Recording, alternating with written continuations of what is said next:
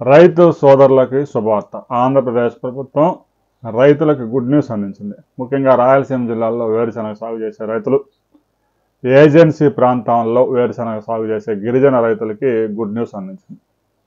రాయలసీమ జిల్లాల్లో ఇప్పటికే వర్షాలు బీభత్సంగా పడడంతో రైతులు భూములను సిద్ధం చేస్తూ ఉన్నారు.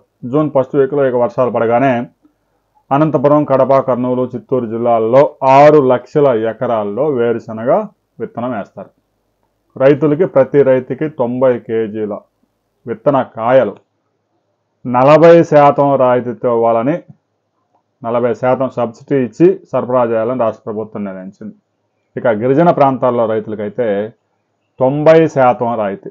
ముఖ్యంగా అధిక దిగుబడినిచ్చే 4 వెరైటీస్ని వ్యవసాయ అధికారులు సెలెక్ట్ చేసి 8,200 నుంచి 9,200 దాకా ధర నిర్ణయించి అందులో 40% రైతులందరికీ రాయితీ.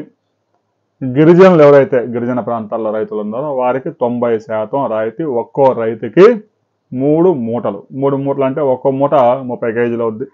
3 మూటలు 90 కేజీలు. ఇక అంతకంటే ఎక్కువ విస్తీర్ణంలో సాగు చేసే వాళ్ళు మాత్రం రైతులు స్వయంగా కొనుగోలు చేసుకోవాల్సిందే. మార్కెట్లో అనేక వెరైటీస్ అందుబాటులో ఉన్నాయి. అయితే ఈ సీజన్ వేరుశెనగకి బాగా అనుకూలించే అవకాశాలు స్పష్టంగా కనిపిస్తూ ఉన్నాయి. వాతావరణం అనుకూలంగా ఉంది. వర్షాలు ముందస్తుగానే వచ్చాయి.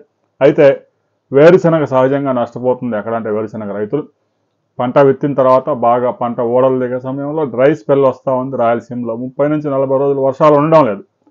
ఆ కాలంలో పంట మొత్తం దిగుబడి కోల్పోవాల్సి వస్తుంది. పంట నష్టపోతూ ఉన్నారు. ఈ ఏడాది వేరుశెనగ పంటకు వాతావరణం అనుకూలించే అవకాశాలు స్పష్టంగా కనిపిస్తూ ఉన్నాయి. రాబోయే రోజుల్లో పంట సాగు విస్తీర్ణం మీద మనం మరిన్ని వివరాలతో మరో వీడియోలు తెలుసుకుందాం.